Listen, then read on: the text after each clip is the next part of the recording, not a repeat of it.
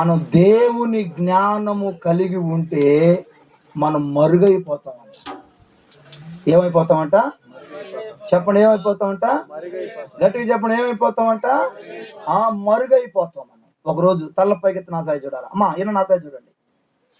ఒకరోజు ఒక మందిరాన్ని ఇప్పి, మామ ఏంది నిద్ర నిన్నే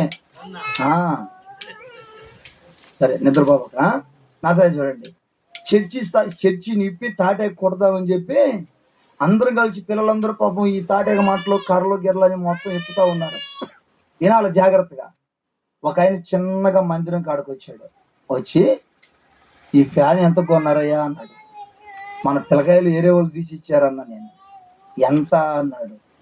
1000 రూపాయలు కన్నాను. ఎంత నేను అన్నాడు. మో మో నేను వాక్యం చెప్తున్నా, నువ్వు ఆడేది వాక్యం చెప్తున్నావా?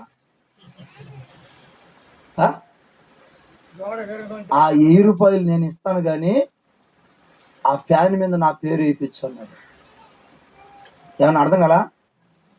1000 రూపాయలు నేను ఇస్తాను, ఫ్యాన్ మీద నా పేరు అన్నాడు. నేను అన్నాను, చర్చిలో ఎక్కడైనా నా పేరు ఉందో చూడన్నా. నేను లేదులే, 1000 రూపాయలు కావాలంటే పేరు వేయించు అన్నాడు.